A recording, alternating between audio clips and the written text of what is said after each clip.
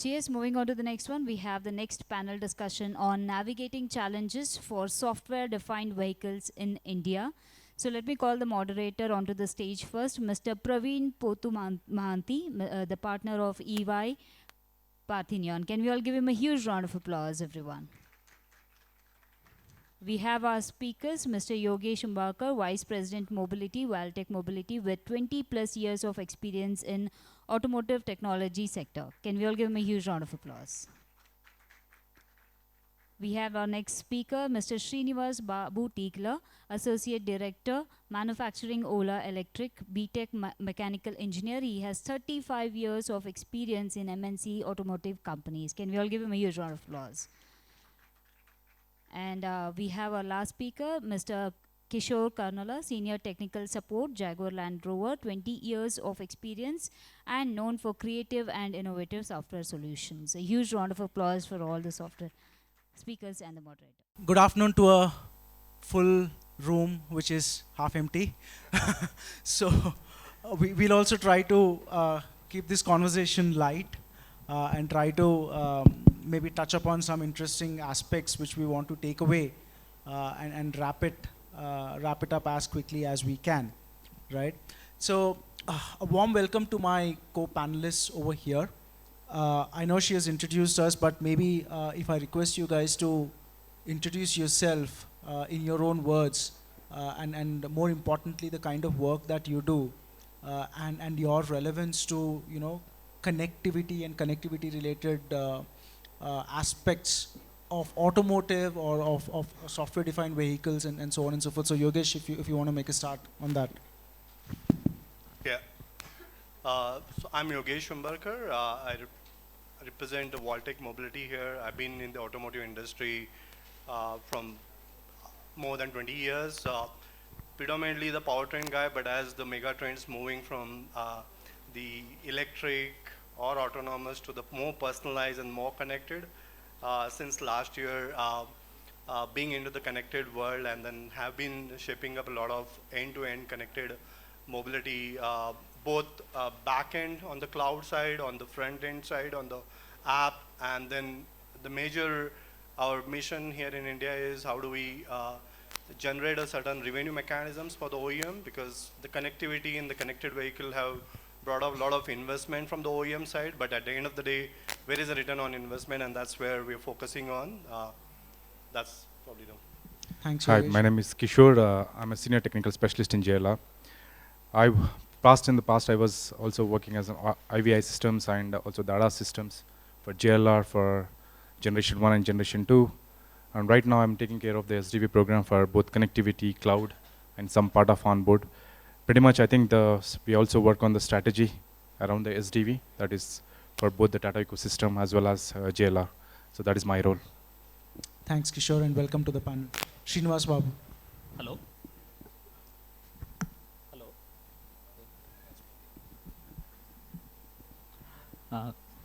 Good evening, everyone. I'm Srinivasa Babu. Basically, I'm a mechanical engineer and I worked in multiple MNC automotive companies like Mahindra, Hyundai Motor, Tata Motor, Renault Nissan, and Siemens also. And through Siemens VinFast project I worked, and then lastly in Ola Electric. So I don't think you're audible. Maybe is he audible? Tech guys, can you please give him another mic? Yeah. Yeah. Sorry. Now it is better. Yeah. Okay. Now it is better. Yeah. Yes. Sorry. I am Srinivas Babu. I am passionate for automotive industry, and I worked right from my career. I worked in Mahindra, Hyundai, Tata Motors, and also Siemens, Renault Nissan, and lastly in Ola Electric. Basically, I am in the PLM and MES side, digital transformation side. I have been working. So this is brief about me. Thank you, and welcome to the panel. So, if the main topic that we want to cover over the next 35-40 minutes is the aspect of connectivity and how connectivity is a very important attribute with respect to software-defined vehicles. So, for those of you who were there for the earlier presentation keynote I made early in the morning, there are three elements of software-defined vehicle, three attributes. One is the hardware and software architecture. Second is the connectivity, and third is, you know, the customer centricity of how you're offering your products and services.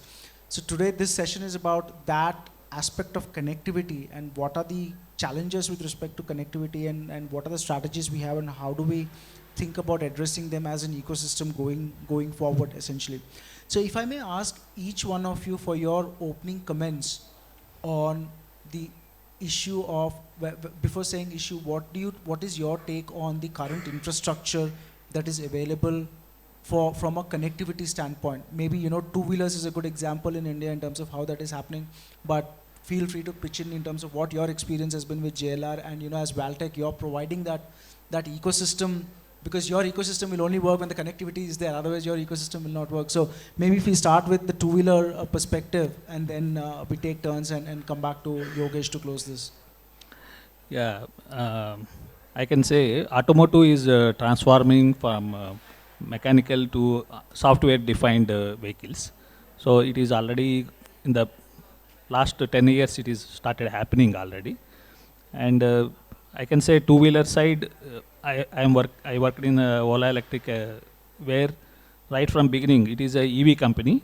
So there is no engine, there is no transmission, there is no mechanical parts in that. We have battery and BMS, and everything is related to software only, and HMI, all the things. So, and also we have a functionality called whatever the customer wants, based on his mood, he can set a tuning of the kind of sound, what sound can come in the when vehicle is moving on. That kind of things also it is there. And also it is password. Earlier automotive means it is a key operated, we have to operate with key. Now it is a password protected. In HMI we can enter the password and start the vehicle. So this everything is evolved almost I can say. In two-wheeler side it is some companies already started doing this. And the tracking of the whoever is driving the vehicles, there are around 7 lakh vehicles running in the road, especially as far as my Ola Electric vehicles I am telling. So all the vehicles, wherever it is moving, how speed it is going, everything data are centrally cloud tracking is there. So any issue happens in the vehicle, any battery side issue happened, or any issue happened, it can be easily tracked and traced out. So traceability and tracking, everything is, it is already in the process. Maybe some of the automotive already started, some of the automotives yet to start, some may be in the process of starting. This is my opinion. So just staying on that, if I try to peel the onion a little bit more, Yeah. What has your experience or Ola's experience been in terms of the connectivity, right? You have so many vehicles on the field. Is all of that data coming back into the system in a real-time fashion, or whatever it has been Yes. designed for? And how is your cloud infrastructure evolving? Because as more and more vehicles come, more and more data is getting generated, and more and more data needs to be, so there are two elements. One, you need to have the network bandwidth, right? 4G, 5G, whatever is going to come next. Yeah. Second is you also need to have the hardware infrastructure to kind of first store that data, process that data, and then use that data for, you know, some actions. It could be quality related issues, it could be some corrective actions, and so on and so forth. So what has been the experience as the business scales up? Yeah. Are you facing connectivity related issues, challenges, or are you also scaling up your infrastructure as you go along? Yeah, it is cloud-based. Already it is in the cloud-based AWS and Azure. And recently it got migrated to Ola own Kurtrim cloud-based thing, where entire data are getting captured there. So even not only the vehicle related and also serviceability point of view, everything we can use these data for addressing the issues faced by the customers.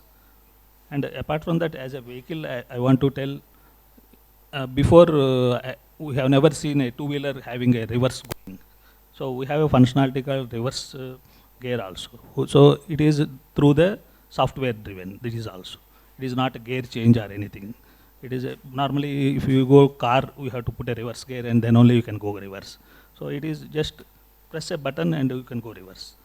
That kind of things are there, and even cruise control things. There are many things controlled through the software, and battery management system is purely controlled through software. So BMS and HMI, completely lot of infotainment systems, even navigation through map, everything we can see in within the scooter itself. And how Yeah. often do you, or did you have to make updates over the air to your Yeah. vehicles? Is it like it happens on a quarterly basis, on a monthly basis, or it happens Yeah. like So- what Apple does, for example, to irritate people, right?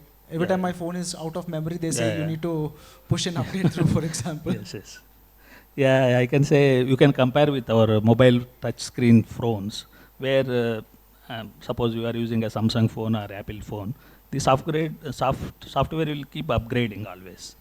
Whenever there is upgrade, automatically your phone is also upgrading. Same is the concept for the scooter also now. So the person who purchases scooter in 2021, the person who is purchasing in 2024, so he can have the OS 1, OS 2, OS 3, OS 4, keep upgrading the operation platform and softwares. These can be upgraded, and even features can be upgraded using the same hardwares. Of course, there will be, it is designed such a way that with software upgradation, we can have the multiple features, Of course. that kind of The things. base hardware still remains the Remains same, same, but yes. you're able to Yes. give Yes. more features More and features, more yes. customer personalization Yes. basis what they want, pushing Yeah. through software. I Thank you will- very much for that. I will tell one example. Sure. We use a BMS. The Mhm. BMS is common across, but nobody knows. I am just telling. It is a common, but softwares are different for 2 kilowatt, 3 kilowatt, 4 kilowatt. Of course. Yes, Yes. sir. Understood. Kind of things. Understood. No, I think that's very helpful insights in terms of how you're managing the connectivity side of the Yeah. business and the IoT side of things. Yeah, yes. So I'll come and touch upon IoT a little bit from a manufacturing perspective, but before that, maybe we'll hear JLR's perspective from a global four-wheeler manufacturer. What has your experience been with respect to data connectivity? And maybe you'll have experience of done something in the Indian market and outside of the Indian market. How do you think the infrastructure, the readiness of the infrastructure in India for a V2X kind of connectivity from a four-wheeler perspective? See, I mean, generally it is very specific to the region regarding the connectivity. We JLR actually tie up with the specific operators in specific region for the connectivity.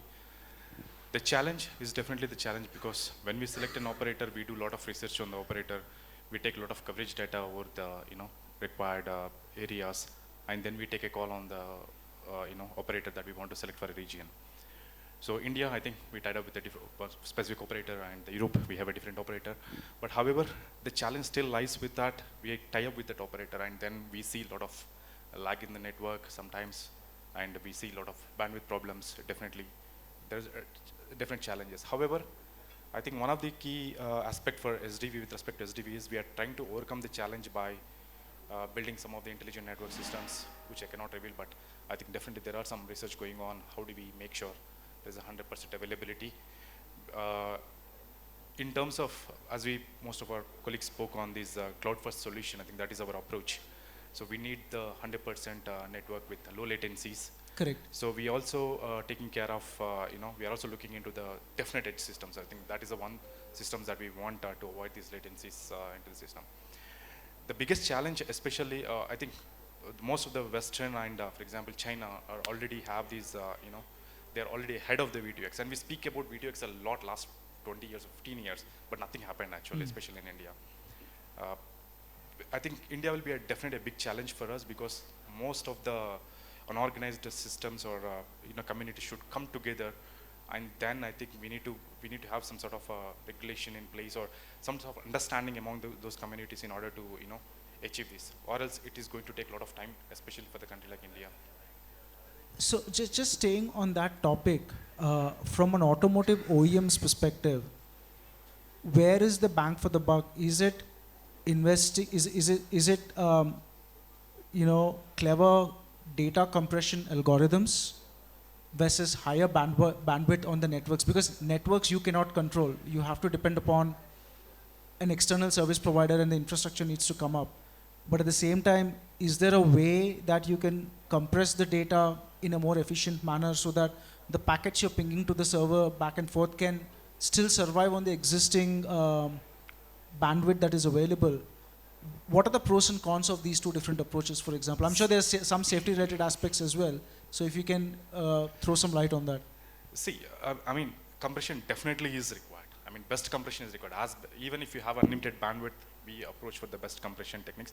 And it is a trade-off, right? Like, how much, how much real-time data that information we require versus, okay, latency is okay.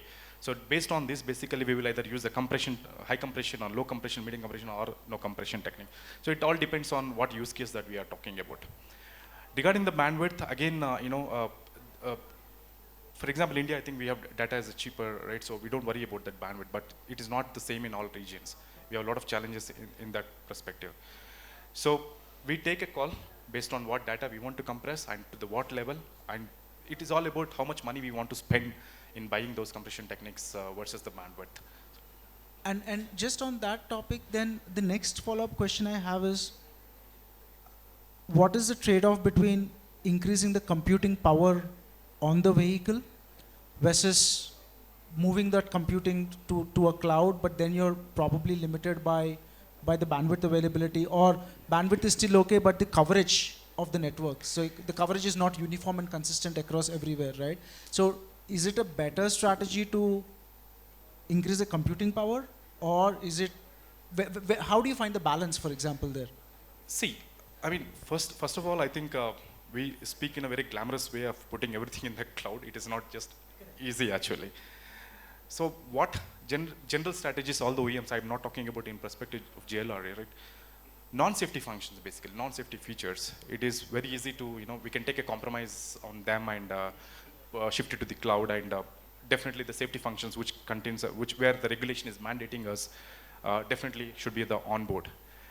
However, when we take the compute into the equation, when we build an SDV, we are not building the SDV for the next 5 years. We are building the SDV for the next 15 years or 20 years, for example. And when we select the SOC, when OEM locked into a SOC selection, right, we are bought in for 15 years, take it for granted for 20 years, because it's very difficult to change for us. Correct.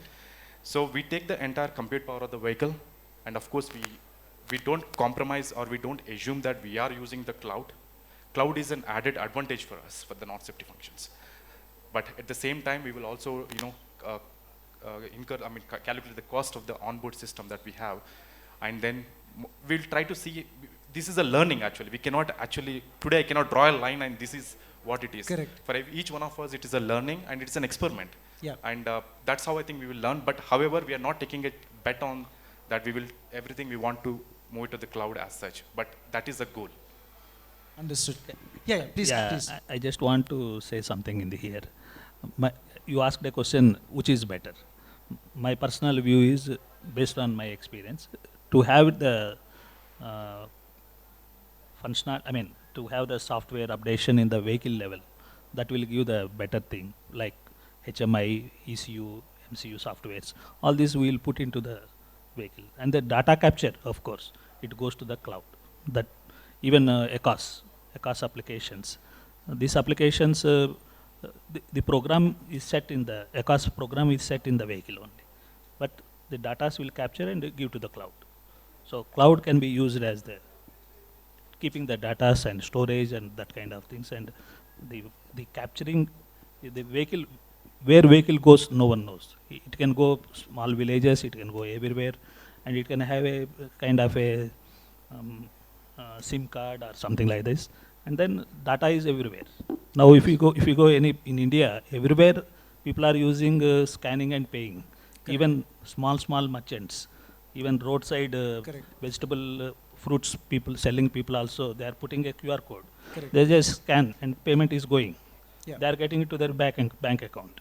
So same is the scenario for the I think that's an interesting thought to see. Some other industries, fintech especially, has kind of leveraged the network kind of to make things work. Okay, it's not safety critical, but it's finance critical, right? In terms of if a transaction fails through, and there are some fail-safes that there is something to learn about from our perspective as well. Yogesh, if I bring you into the conversation here, I think from an OEM perspective, there is yes, some things on cloud, some things on vehicle, but you probably would be the strongest proponent of saying, hey, cloud is the way to go, for example, in terms of the kind of business you're doing. So what's your thoughts and what are your views on that essentially? I'll just resonate with the Kishore on the JLR topic, right? I mean, one is, although we are a technology company, but we are a joint venture of the Volkswagen Group. We are having a cloud platform where we are running 35 million vehicles, running in 65 countries with 370 plus variants.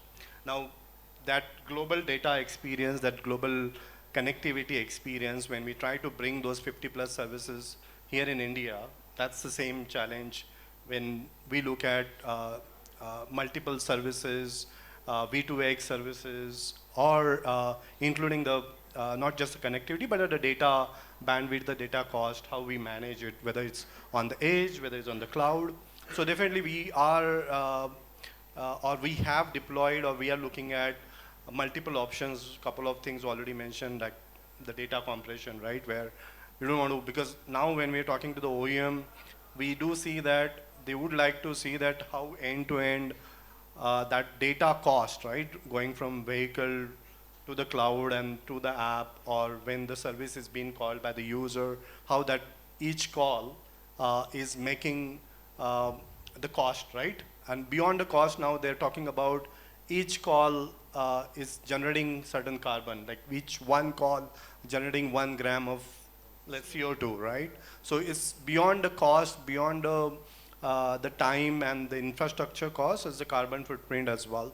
So looking at all these aspects, then where the problem statement is coming is, how do we reduce the overall end-to-end data cost, whether it's a MNO cost or the connectivity cost, whether it's a cloud cost, because it's all the cloud storage and other things, and as well as how do we manage that without impacting the customer experience, because at the end of the day, now everyone is trying to ensure that they're able to add more and more user experience, convenience, safety to the end user. And then with the race in the market, kitna deti hai versus how much is digital power, how many services that is influencing your decisions, right, from the end consumer.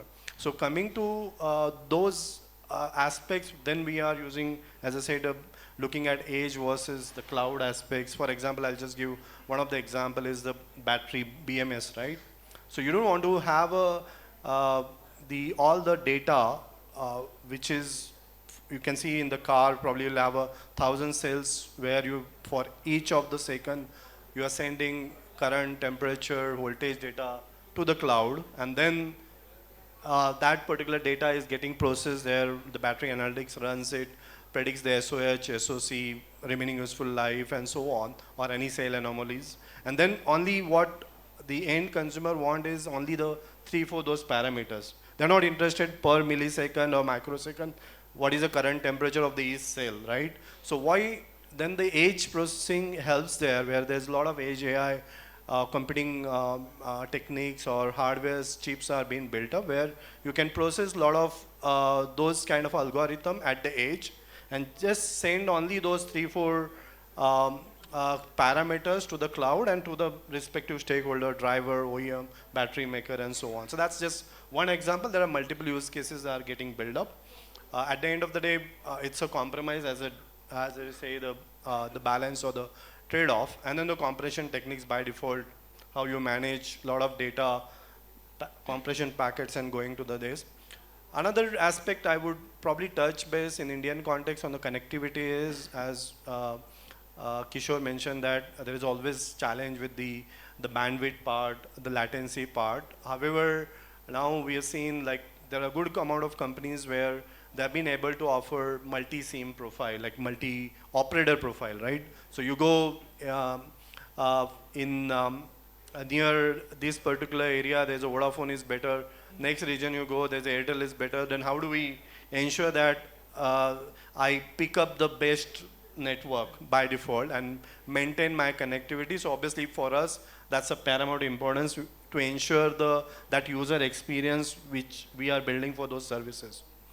So overall, I guess from the OEM perspective, they definitely would like to improve on the customer experience side, adding more and more services, offering convenience, safety, comfort, and now looking at a certain aspect, they are trying to also see that at the same time how we manage, because now the scale of those connected vehicle is ramping up, and now they are saying, okay, my end user is not paying, but then my infrastructure cost is really scaling up. So financially, it has become quite challenging.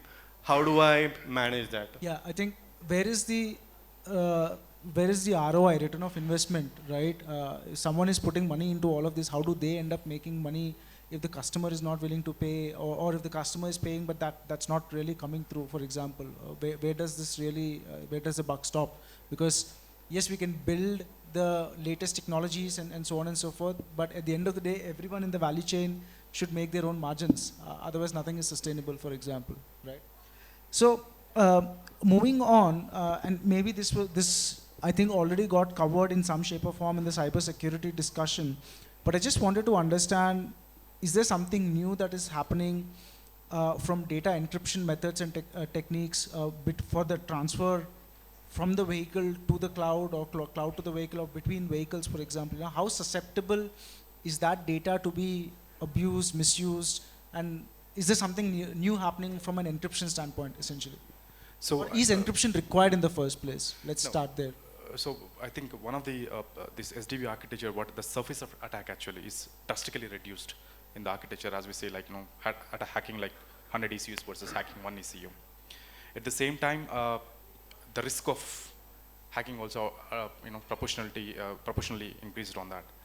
So one of these, some of the solutions that we, you know, we are looking at in, you know, the hardware acceleration and at the hardware level, actually, how the encryption or the security that we want to enable, because traditionally, till now, I think we are using, you know, the software level, most of the OEMs use, because we are not, you know, especially we use our capability for the SOTA, especially in the data offload part, which we are, you know, securing with respect to the software. But I think the big challenge right now coming to our area was, is there any better encryption techniques at the hardware level, I think, you know, and then So the next frontier is encryption at a hardware level, and is so we've come a full circle back Yes. to World War II days, where you know, data encryption used to happen at a hardware level, for example, right? So we are working with some of our partners to understand the amount of threat that we have with this architecture, and also the solutions are, you know, floating in.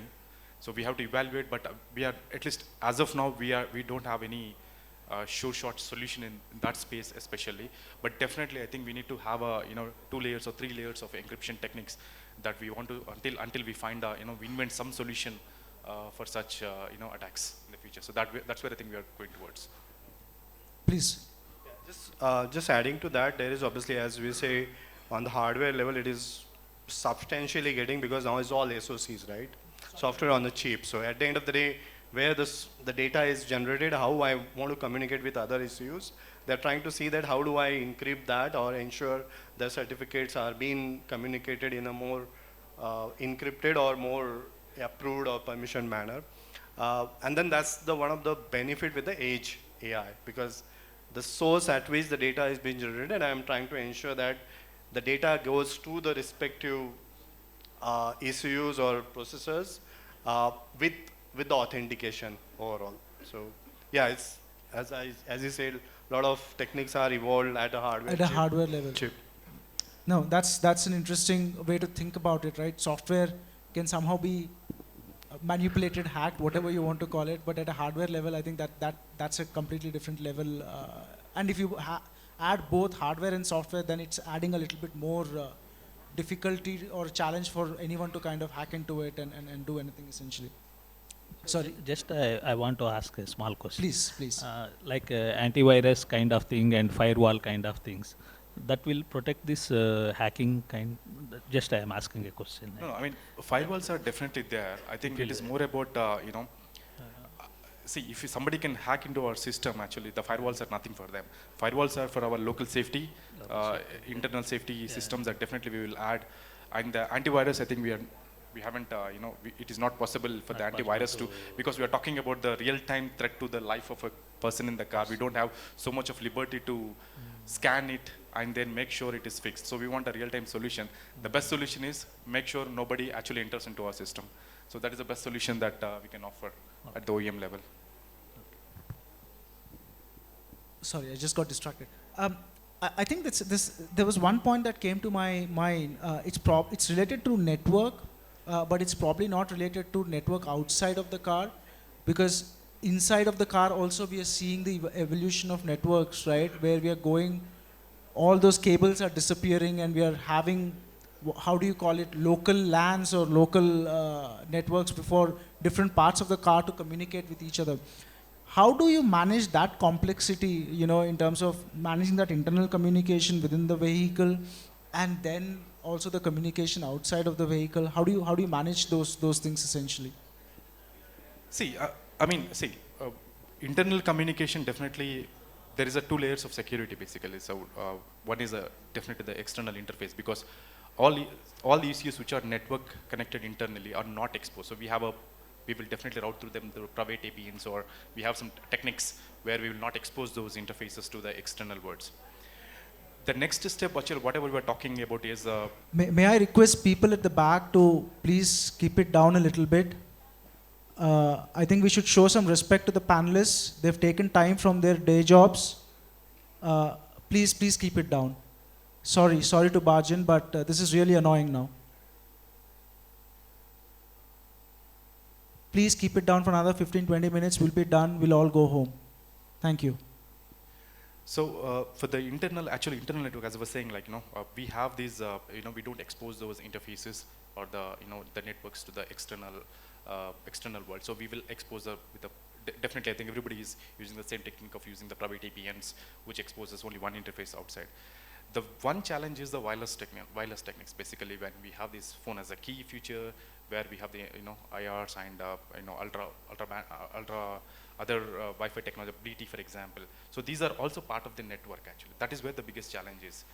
So where it is prone to error, or we might do some mistakes in when we are because that is an input to our vehicle network. So that is where I think we take a we'll little bit conscious, and we'll try to add more show more concentrate more energy in those areas. Add more redundancies, fail-safes in those areas. Yes. Understood. Yeah. Understood. Yogesh. I just want to add one example. Recently, in my previous world, when we were talking about a wireless BMS particularly, okay. So there the major challenge was, the value proposition was fitting very well in terms of the removing that kilometers of the wires, right? Each cell, circuitry, bus bar, those high level thought process. The major challenge was, and there are certain use cases, I'll just take one example, is in the defense, right? When you go, the vehicles are totally, let's say, D-network situation, right? Correct. So then how the wireless, I'll be able to manage it between those communication. So that was just one of the thing which, and then there are certain zones where it really makes difficult to operate. Then how that's going to, then what is the option now? If I want to take my wireless BMS electric vehicle, how do I take care in that kind of a zone? Which is, I cannot change the defense protocols. Correct. Anyway. Correct. So just adding up thought. No. That I forgot about that application, the wireless BMS. That was creating a lot of buzz maybe a year ago. It seems to have kind of cooled down again. So if we move, shift gears here, and this is an open question to the panel over here. In terms of infrastructure, network infrastructure, what are the next things that we would require? Assuming the software SDV growth is going to happen the way we expect it to happen, millions and trillions of gigabytes of data that is coming through the system and so on and so forth. And we end up selling more and more cars, or maybe more and more cars also get retrofitted with some kind of data features and so on and so forth. So what is the infrastructure requirement that we will have going forward to give a seamless experience to your end consumer, right? One is, yes, we'll have to do more of the current infrastructure we've got, but also we'll have to think about other ways of other new technologies from an infrastructure standpoint. It could be 5G, it could be something beyond 5G, and so on and so forth. So what are your thoughts on that? So there are, we have, when we OEMs, start building this ecosystem of connectivity, right? We build our own ecosystem, what features we want to offer to the customers. That is to our customers. But what we are not able to leverage until now is the capability with respect to the V2X. There is none actually, because we don't have any forum where we can talk about this at all. What we will do with the data actually, so we have a lot of data, tons of data coming out of the vehicle, but we will use for our own purpose. But there is a lot of data which can help the society, which can help the authorities and other people, where we are unable to leverage that. So definitely, I think we failed there. I mean, we need to see how we were going to move forward on that direction. For example, China already started their regulation. They already started putting their regulation. Protocols. And regulations. Protocols. What data they need from their infrastructure. They started building their infrastructure so that they can help the, for example, a lot of use cases. You can, I think, I will just leave it to the imagination. We have tons of use cases. Correct. Whatever we want. But from the OEM perspective, I think things are ready actually right now. We have connectivity, we have data. You just ask for the data, define the protocol, and give it to us. From the software perspective, we can implement and offer that information to the infrastructure wherever we want, to the grid, and then we can leverage the data. So that we are not doing it in India or most of the countries. Not sure why, who is not interested, but I think it should be a big forum that we need to have a discussion. Second point on the connectivity, right? We talked about, we are talking about now 5G, 6G, maybe wireless, everything is available. What is missing is these things still not survive the purpose for automotive, because vehicle is running everywhere wherever the road goes. So OEMs are also starting thinking about the satellite communication, direct satellite communication. Mm-hmm. But the biggest challenge what we face right now, things are available. I mean, for example, even I think Elon Musk is already providing a direct internet through the SATCOM. But what we cannot fit on from the automotive side is because the power dissipation, power consumption nightmare to the current vehicle, whatever right. we have. So we cannot afford that. So definitely the invention should happen there. The invention should happen in the internal wireless networks. So these are some of the two inventions that definitely need to happen in this era, so that we can cope up with the SDV growth, or else we cannot achieve what we want in the long run. We'll be limited by how much Yes. data you're able to process and able to push. So just on that topic of protocols, right? Yes, you spoke about everything is ready from a V2X perspective, but there is no standard protocol that enables that kind of communication to happen. So even both infrastructure and the protocol. Yeah, in V2I, and also, what are your thoughts on V2V? I mean, are OEMs coming together? Just for example, 20 years ago, I know OEMs came together to develop protocols from a software standpoint, right? They developed ASPICE, and all of these things are an outcome of OEMs coming together, especially the German OEMs coming together and saying, let's standardize some of these protocols of how we are going to develop certain software, for example, or certain architectures of data communication within the vehicle, and so on and so forth. Where is that protocol happening, the V2V kind of protocol coming through essentially? So I know that some of the Western countries, and especially China and other European countries, they're already talking on those terms. Right. But the reason is actually there are more and more connected cars in other areas than compared to India. So Correct. India is not yet there actually. So in order to leverage that capability, of full capability of that vehicle to vehicle, right? Definitely there should be at least, to my point of view, we need to have the 50% of the vehicle should be connected. Correct. So that is some important one, or else it will not give you the ROI for any OEM. I know OEM will be interested.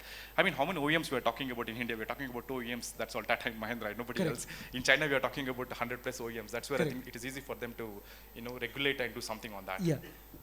My question was, more at a global scale, given that JLR is a global OEM, and you might be part of conversations with, I don't know, your competitors who want to say, hey, what do we think about V2V? The reason I asked this is, in my previous organization, we did one exercise, it's called as a vehicle platooning. So there'll be one lead vehicle that's going on a highway, and all other vehicles will automatically, you can join that queue, and it's hands-off driving. But there is some communication that's happening between the lead vehicle and the follow-on vehicles, right? It's not a defined protocol, it was just a prototype experiment actually. So I just wanted to understand how is the industry thinking, and where is that side of connectivity happening? Because V2I don't know when and how that's going to happen, because the stakeholders is different over there as compared to V2V. V2V, at least it's similar, like-minded OEMs trying to say, hey, let's talk to each other. No, we did the same experiment. I think every OEM did their in their own, did the same experiment of the V2I. Right. But I think basically until now, I think at least I don't have any information or knowledge whether this communication has happened between any OEM that we need to standardize this protocol. Okay. But it's a good point to take it forward. But again, as I was saying, like it is all about for example, we sell more cars versus somebody else sell less cars. So this is a debate, and how this entire ecosystem should work together is something which is debatable. But honestly, I'm not aware of any such discussions that are started, but it is a good point to start. Understood. And from a two-wheeler perspective, any thoughts you'd like to add in? I would like to add, there is a future in Ola scooter. I don't know how many people experimented it. I have seen some videos also. There is a future in the scooter where suppose there are 100 people are here, 100 scooters are parked. Right.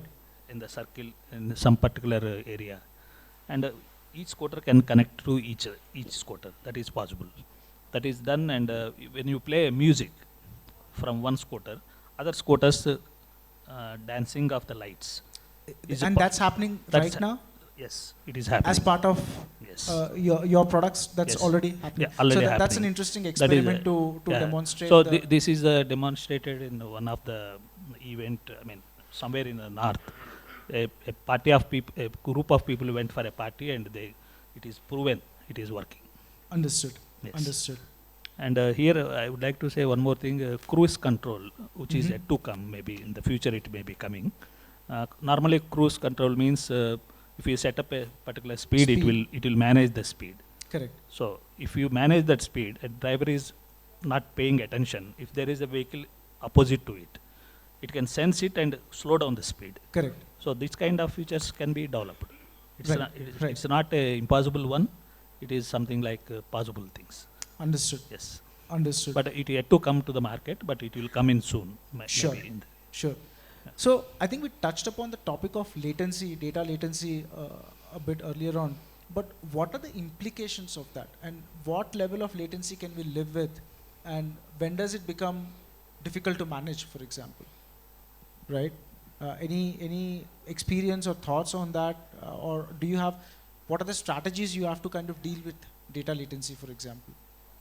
I mean, I think there are applications, right, particularly on the ADAS side, where you need to have real-time communications, right? And that's where the latency becomes quite a critical aspect. And when you talk about ADAS, it's a safety-related aspects at the end of the day. So that's where, I mean, I don't know what is the technology-wise things are moving, and some of the time I can just give one example. That's where people are talking about edge-to-edge communication. So where between us there is an interaction between two ECUs, then I don't need to send the data to the cloud and then communicate here next door. So I can just directly communicate, so that I don't have to then depend on the latency part. It's just edge-to-edge communication. That's one of the things which I have been coming across. Yeah. Understood. Any thoughts from your end? So I think one of the experiment that we did with one of our cloud service provider was, can we host the entire HMI assets in the cloud, make sure, and then it is a head unit like just browsers. It's like a browser, web browser, and see how much we can afford the latency. So basically we are talking about when the user touches a screen, the response time should be like somewhere around 20 milliseconds or something like that. Within that, we should be able to respond. So we tried that experiment while driving at 60 miles per hour on the road, and then the cloud providers showed a promising results to achieve that target, but it is through the edge, of course. But how much, where in all these infrastructure needs to be enabled, whether we can definitely, I think as of today, we cannot afford that solution, but definitely things are going in those directions where, as I was saying, like most of the non-critical functions can be hosted on one server, and we can serve the millions of vehicles without having any impact. So that is still, I think that all are in experimental stages. Of course. No, I think that's the whole purpose of this conversation also, is to understand what different things are happening. And so that we also have, I call it a line of sight to say what can we expect in the next 5 years, and how do we prepare ourselves, the part of the ecosystem, how do we prepare our businesses, respective businesses, so that we are ready, future ready for this thing. I think we'll move on to the maybe last but one, or the last topic that I wanted to cover. And maybe Yogesh, you might want to pitch in heavily over here. What are the different kinds of business models, different revenue streams that all of this is enabling, right? both for you, for your OEM partners. How is that user experience evolving? How is the OEM's revenue streams changing? Right? Previously, it was just a sale of a car, and then you forgot about it, and then there was some service and so on and so forth. But now there is a sale of a car, but there's also an aspiration for having some recurring revenues through some of these cloud-based or connectivity-enabled products and services, right? How is that space evolving? Yeah, I think as we started mentioning that to make this, using this connectivity to make those cars connected, OEMs have invested heavily. And you see, as you said, to drive that customer experience, but then these OEMs offer it for a 1, 2 year, 3 year, but then after that, the subscription get over, there's no renewal happens. So the renewal rate is less than 10%. So you can imagine the kind of a, so I have kind of I give always example that I have built a house for somebody and I have given a rent first year free, but from second year he say, I'll empty, I'm not pay, but then my whole infrastructure is there, water lines, electricity, everything is still incurring, right?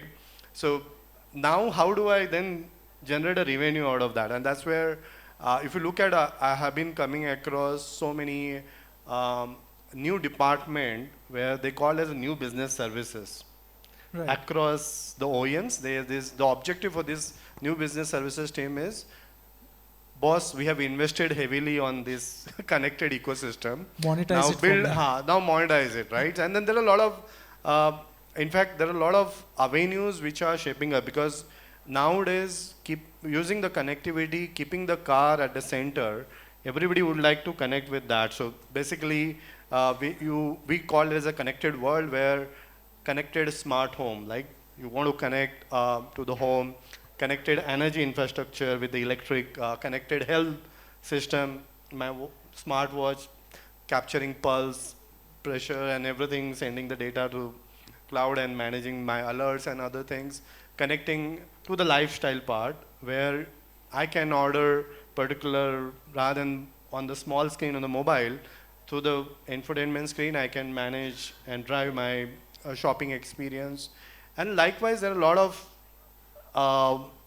ecosystem or service providers, they are getting built up and they want to tap into, because now in the Bangalore like environment, we are spending at least 1 to 2 hours in the car, right? So how do I manage? I mean, there are a lot of use cases which we have seen that, hey, I've started now from here and before I reach home, I'll be hungry. I want to have my Zomato ordered.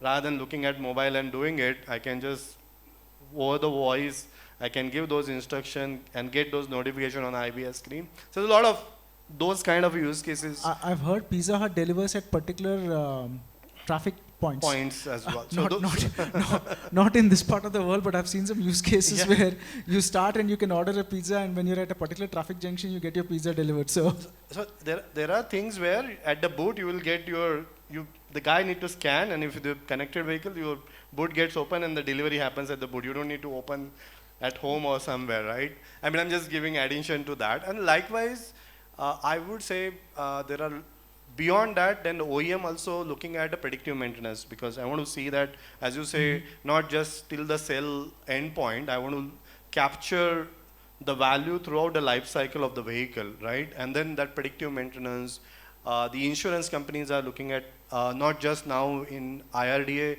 usage-based insurance is there, where it's per kilometer base. I'm driving only 1,000 kilometer a year, he is driving 50,000 kilometer a year. Obviously, insurance premium should be different. And now next thing is PHYD, pay how you drive, right? So then between us, there has to be some difference. I'm a very aggressive driver, harsh braking, acceleration, and so on, whereas it's very disciplined, so risk is more with me, so my premium should go up. Now the third angle coming is pay where you drive as well. Okay, so because I am a more sporty guy, I go off-roading mountains, go through the hilly and off-roading situation, so risk is more there, right? I'm just giving you the way the data enabling that. One thing we have established is Yogesh is more adventurous than Kishore in all of this essentially.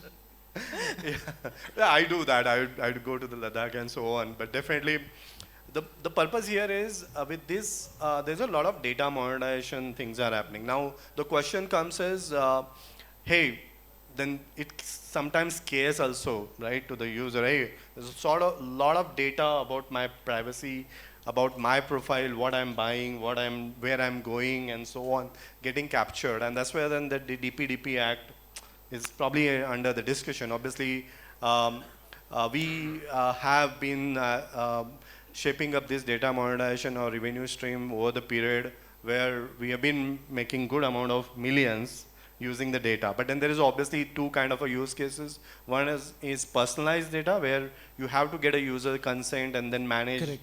those permissions to ensure that I'm using that data in a more secured and a more purposeful with his consent. Okay, like pay how you drive is literally a personalized thought process. There could be anonymized data use cases on the predictive maintenance. Using the camera feed, I can capture the high definition maps, or I can use the vehicle pass or battery pass kind of a data to use it for the tier 1 ecosystem to build the Better business products. around. Yeah. Or yeah, so overall it's, I would say, a lot of ecosystem partner coming forward and connectivity is enabling it. It's just that the scale of the data and then what's in it for me between us need to be sorted out, but then business models are shaping up and we are really shaping good amount of use cases across now. Okay. And from a four-wheeler perspective, I mean, subscriptions, user subscriptions, or how are things there? So naturally, I think one of the point it's very clear is that the car needs to be integrated into the entire ecosystem of a customer. That is taken for granted, and it is proven multiple countries. So whether I think the subscription-based solutions are like, we have various use cases, like whether, like somebody mentioned, the seats, heating seats, or AEBs or ACCs, like when they want to use, they can pay us. So that is one model. I think these are all we can build the models around that entire ecosystem, and we can offer to the customer. How successful is that? Time is the one which tells that. So one of the, the point that I want to iterate is like regarding the data that we collect, right? So there is a direct way of serving the customer, and there is an indirect way of serving the customer based on the data. So most of the cases, like where we will be, OEMs will be successful, naturally will be the indirect way of serving the customers, where we technically, the reason, for example, Apple, 26% of their revenue comes from the services, basically, not from the sales, basically. So similarly, what we want to is, whether we want to charge our customers, because our cars are very expensive, and still we want to whether charge 1 pound, 2 pound for the customer for a service, or shall we balance our budget somewhere else by taking offering some other services. For example, our cars basically listen to themselves and diagnose their mechanical faults, for example. So this is a technique basically. So in that, what we are trying to do is that we are trying to hear the in-cabin entire audio basically. So we tell the customer this is happening, for example, and then we saw ourselves and reduce our costs there. So these are some of the techniques that we try to use, but it is again like it's very very specific to OEM to OEM and customer to customer and use case to use case. Yeah, yeah. Any thoughts from the two-wheeler side of things? Yeah, I can mention something about two-wheeler and also little four-wheeler also. Sure. So battery as a service, that is one of the thing which is coming up. Now if you take the EV, either scooter or car, whatever may be, the 50% of the cost will be goes to the battery only. So of course many OEMs are giving warranty of 80 years, something like that, but still the vehicle cost is up because of the battery cost. So recently I saw some news, MG Motor already started battery as a service, so that they reduced the cost of the vehicle itself. So that will improve the sales of the vehicle, as well as customer also feel okay. Anyhow, he has to fill a petrol. If he purchase a petrol vehicle or a diesel vehicle, he will pay as he run the number of kilometers, he will pay accordingly the battery charge. Correct. And that is the one of the scenario which will help for the boosting sale as well as technology usage also. I think some of the two-wheelers, I'm not sure exactly, but some of the two-wheelers already started swappable battery concept. Correct. They Yes, already they have. started. They have, yes. So that is one of the thing, swappable battery, and also because the charging time, it takes longer time. So swappable battery will resolve the issue. Of That course. is Of so course. battery as a some OEMs, what I heard is they are providing two batteries. One will be always in use, one will be in the standby. Okay. Before second one they can just swap the battery. Yeah, That kind charge of the other one and swap. charge or swap, something like Yes, that. understood. So Understood. these are, as I see, because I joined my career in '97 in Mahindra, where we see only more mechanical things. Correct. Right now, I am seeing there is a total change. There, I can say, 60-70% change. Nice. I can say it is changed more things into the electronics and software and more of connectivities. These things came. We see in the previous days all our speedometer and analog speedometer. Correct. Nowadays we don't see that. Everything is digitalized everywhere. Digital. Correct. And we used to see only a kind of a radio kind of thing for the audit. What is that? Infotainment. Correct. Now we'll see the touch screen kind of things. Correct. Correct. At this point of time, we are connecting mobile through wireless or wire to see the navigations. Correct. Soon it will come. Some of the cars may be already introduced. Inbuilt navigation navigation Correct. systems.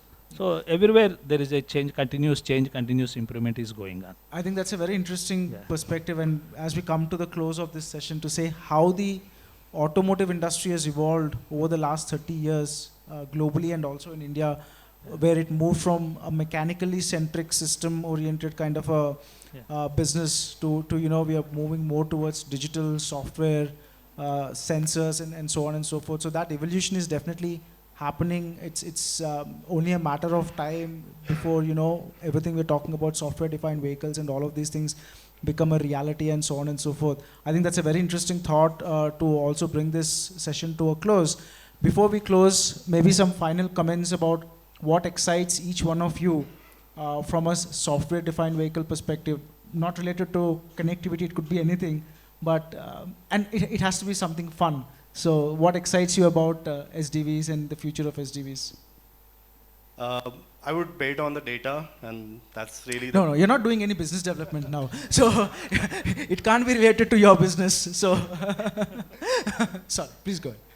No, I think definitely beyond a business, I must say that it's a dynamic world, right? And then I would say that the ecosystem, the way it's connecting, it's really, every day I meet some or other new partner who would like to learn and explore and build something. So that's probably excites me more in general, beyond partnerships. Yeah. Partnerships. Okay. I think new partnership, the newcomer who is alien to the automotive. Correct. That's the part. I think I will just, from the engineer's perspective, right? Like whenever engineers come up with us some good ideas and which are really brilliant, which can save a lot of money to the company, but we are helpless in using them, putting them into our vehicles because of a legacy architecture.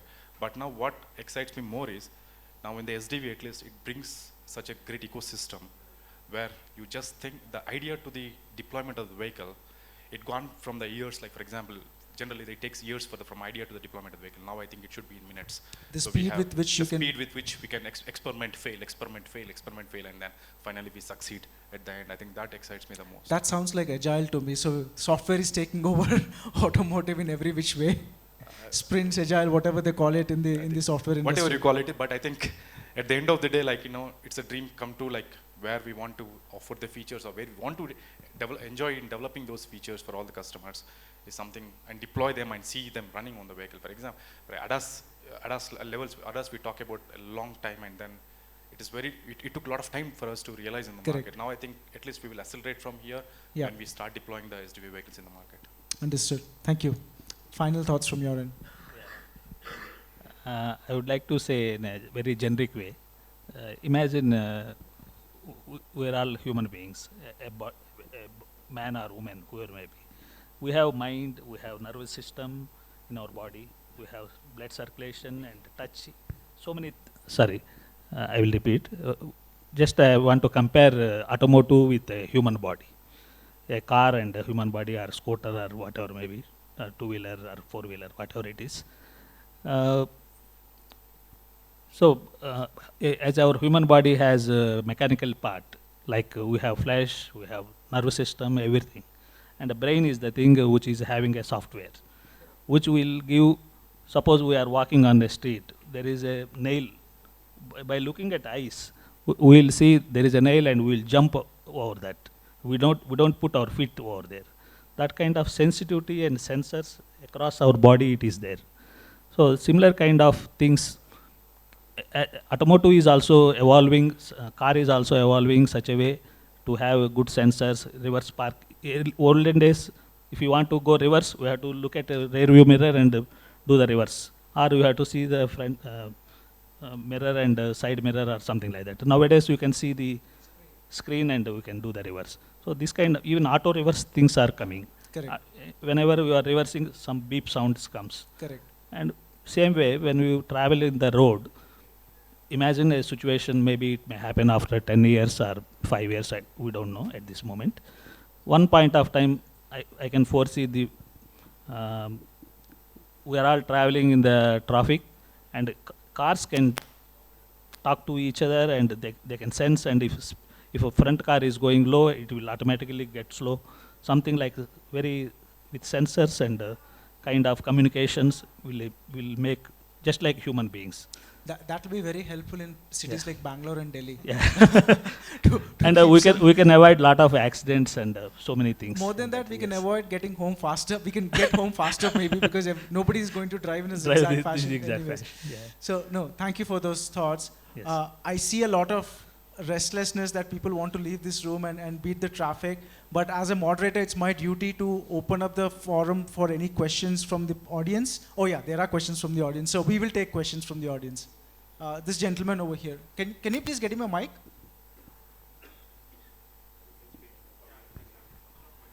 Yeah. Sorry, 1 second. Maybe.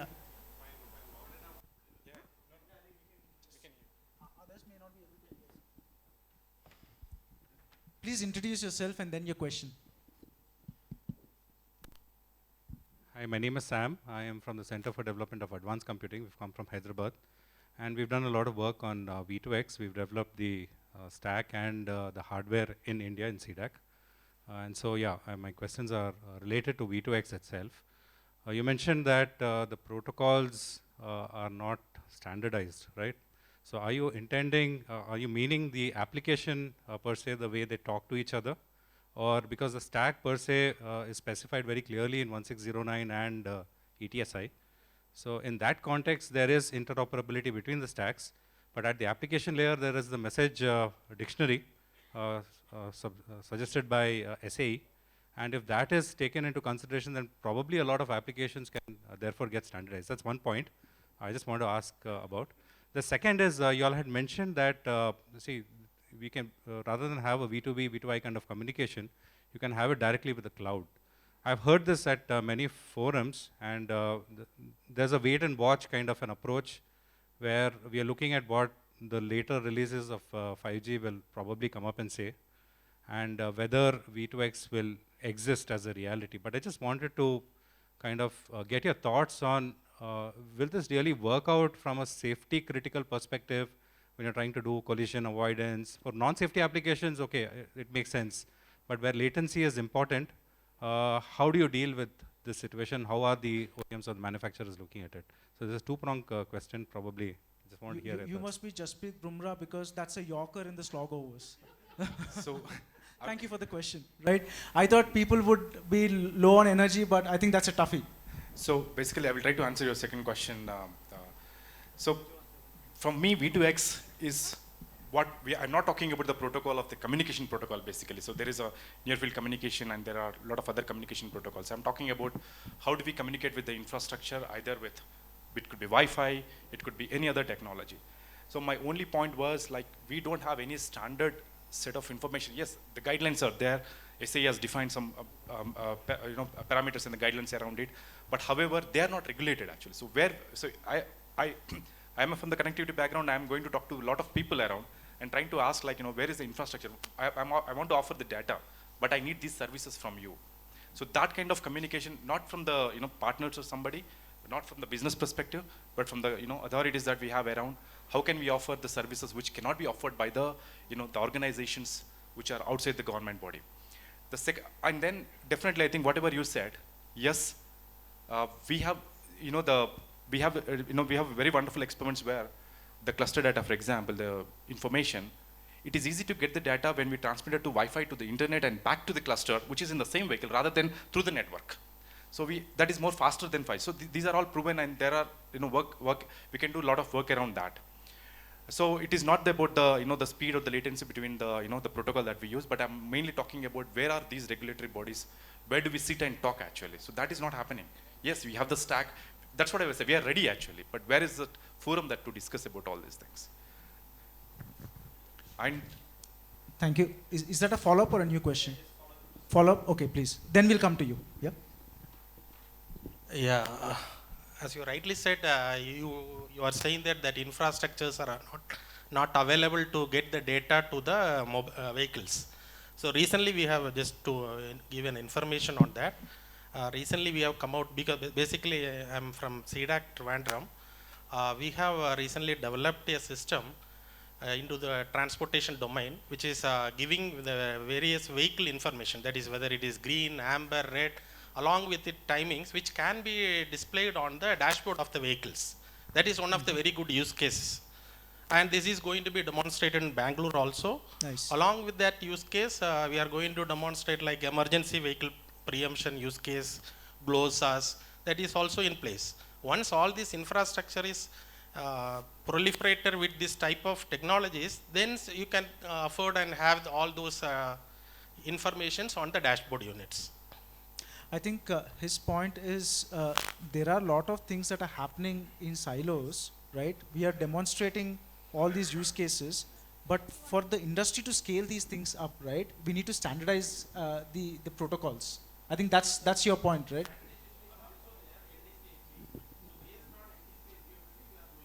Understood. Understood. Sorry, you want to say something? no, I mean, I agree to the point. I think we can talk about that offline as well. So my point is, if we want to really, OEMs have to come on board on this one, right? We basically look at the scale at which that was implemented, right? We don't look at, the pockets of implementation, because it is not, see, at the end of the day, we sell cars to make business, and we look at the return of investment, right? So that is also we look at. It's not just to the one area or the other area, where we actually lead, how much it is scalable actually. So as long as we have a path to that scalability, okay, this is the way forward, then I think that's where I think it's easy for OEM to take a decision. It's very simple, because, yeah, definitely. Yeah, Sorry. hi. My Myself or you? So hi, my name is Karan. I work in ARAI in the automotive division. My question is, as we discussed on consistency of network across, and Valtech Mobility said about their priority being, is it ATEL is better or VI is better? We didn't discuss on the GSMA standard SGP32. I want perspective of JLR as well as Valtech in JLR in terms of how OEMs consider SGP32, that considering the SIMs will become the part of telematics unit and take the control from connectivity service providers. So how do they think on it? Plus Valtech Mobility, what sort of opportunities do they see in that? Yeah, I think I didn't get a question, so maybe can you, So maybe from both the perspective you can repeat. Maybe you Okay, can hit so on me first and then. GSMA standard, there's a standard called SGP.32. So what it basically does currently, the eSIMs are in control of the connectivity service providers.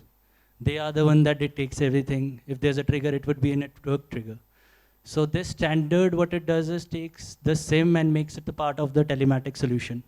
Takes the control from the CSPs. Now it is part of the telematic solution. OEMs are the one that is controlling it. So the triggers won't be network, it would be event-based. And they have preloaded profiles. So if somebody wants to switch from Airtel to Vodafone, they can do it without, even if the CSPs are, both the CSPs aren't in agreement. It is solely based on the OEM's agreements. So what are your thoughts on that? Yeah, I think from the Valtech mobility perspective, what we are looking at is how do we ensure the connectivity. Now, I think, as you say, we talk about one of the option is the multi-profile SIM to ensure across the path of the vehicle, I get a consistent network, right? Now you are saying one level down, where at a telematics level itself, the OEM, I don't need any other provider who can offer the multi-SIM, multi telecom provider profile, I can do that there itself. So that's, I think, moving on. I mean, obviously, I think for our group, certain things are already in rollout. For us, we want a connectivity. Now, whatever the technology is, the external guy or internal OEM is providing it, as long as it's there, we are able to leverage those connectivity and build much more services on top of that. Yeah. So mainly your question was like, we are tying up with one particular supplier or operator when eSIM is fitted in telecom. Yeah, I mean, that is a standard problem statement. So we know the problem statement, and the way we work is, right now, at least for the future programs or future, so we are trying to, experiment with some of our partners and trying to understand the profile of the networks, various networks, by, practically driving the vehicle in some regions and trying to understand those, the strengths and weaknesses of each operator. Definitely, we are not going to tie up with one, either we will bring them on all the table and see how we can, use an intelligent hopping network along with the satellite and Wi-Fi including. So that will be our strategy, and that is a strategy which we are already in discussion with multiple operators. But I think this SDV will not be successful if that statement, whatever you make, and we still we'll live with that. We are not going to do that. Sorry. Yeah, my name is Anupam, and I'm very passionate about the SDV and data standards, which everybody is talking about. So I am developing my SDV as my homegrown SDV from 5 years, and it works like magic in my car, and I have a 0% of latency problem. So 600, 700, how many kilometers I run, I have n number of free servers, all are streaming servers, there is no issues, one side. So what I've encountered the problem from the standardization point of view, this I want to share to everyone. So what I realized that it's SDV is nothing but it's a one-side connectivity and providing several services in terms of software, in terms of hardware. Then when I see the hardware itself start either interacting, getting the data from the vehicle, camera, within the vehicle and outside vehicle. So then I started getting into the problem of the standardization. And I say a mobile device has to be connected with the camera, which is fitted in a vehicle. So does the new software need to be written? Or we should make such a standard protocol so that we say, yeah, this camera or this SDV device is compliant to this protocol standard and use it. So this is the biggest problem which standardization wise, so I will just tell my experience, like which I have observed, and it works perfect. So when I say, okay, each and every manufacturers or any into people say, okay, I want to develop a SDV device, no issues. So first say, okay, what SDV device you want to make, for what purpose? High speed streaming, low speed streaming, what kind of a standard protocol, which will cover multiple device connectivity. Okay, and first of all, I think well done. I think whatever you said, maybe you have to join JLR. So, see, when I think at least from our perspective, like we don't care about the hardware. First, we don't think about hardware actually. We think about our architecture, protocols, standardize our operating system, software, packages, everything first. That's what we are going to do. And then we basically, we want to make that particular platform layer as a agnostic to the hardware. So when it comes to the very specific, so first thing, we are talking about the operating system and the applications that we develop, we want to just build agnostic. But when it comes to the specific drivers like camera drivers, or when you talk about the specific sensor drivers, definitely there is a challenge. So we cannot, obviously we cannot develop any agnostic to the hardware.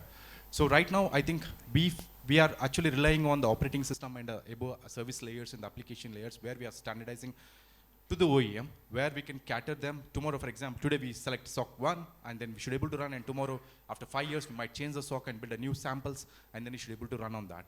However, still I think we didn't solve the problem of, agnostic drivers.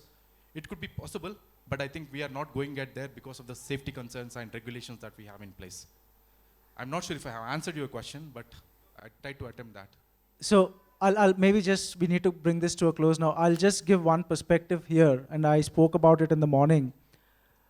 Standardization is the antithesis for what OEMs want, because OEMs want to, differentiate and offer a differentiated product offering to their consumers. If we standardize and make it like a plug and play, then it becomes a commodity and there won't be any differentiation the OEMs will be able to offer to its consumers. That is where what we are seeing is that OEMs are pulling back that kind of standardization which used to happen in the internal combustion engine space, right?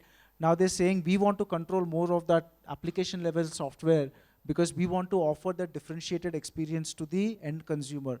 From that perspective, I can see why the OEMs will not want to standardize, but maybe there will be some regulatory pushes in some areas where you will have to standardize, which are safety critical. But otherwise, I think it will always be that balance. How do you strike that balance between keeping the cost down, but also giving the user experience, which becomes your differentiating factor, essentially. So with that, I'm afraid we're out of time. I must confess, when we started the session, we'll probably end up closing 15 minutes earlier. Now we have overshot it by 10 minutes, so it's actually a good result. I don't like when sessions overshoot the budgeted time, but I think it's a testament for the interest that you guys have shown. There were some real bouncers and yorkers in the slog overs, but my panelists, they really played it really well. They hit it off the ground, off the park. So big round of applause to the panelists over here for taking time off and sharing their insights. Gentlemen, it's been a pleasure. Thank you very much for your time.